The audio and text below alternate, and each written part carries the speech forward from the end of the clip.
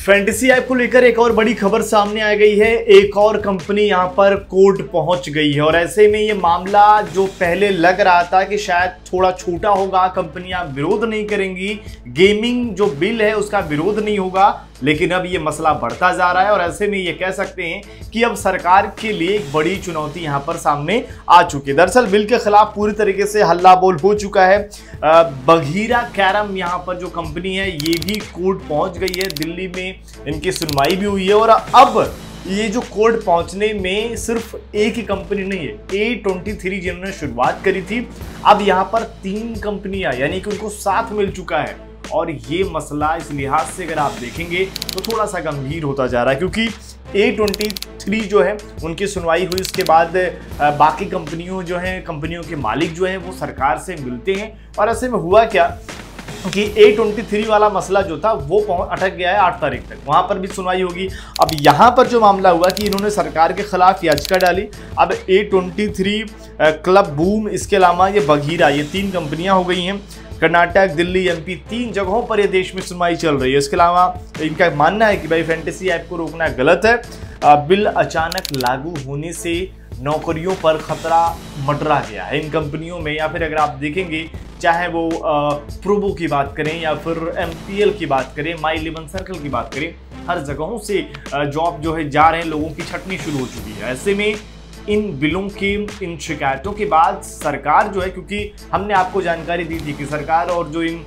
खेलों के जो प्रतिनिधि हैं, ये ऐप्स के जो प्रतिनिधि हैं, इनके बीच जो मुलाकात हुई थी उसमें यही समाधान था कि भाई जो आपका कानून बनेगा, जो एक्ट आएगा उसमें कुछ संशोधन किया जाएगा। और ऐसे में अब देखना पड़ेगा क्या कुछ होता है, क्योंकि यहाँ पर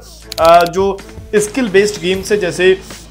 रिजल्ट खिलाड़ी की स्किल स्ट्रेटजी पर निर्भर करता है। ड्रीम 11 जैसे फैंटेसी स्पोर्ट्स, शतरंज, poker, rummy e sports, result पर खिलाड़ी का ज़्यादा प्रैक्टिस में से सुधार संभव, ये तमाम चीज़ें हैं जो ये बात कही जा रही है कि भाई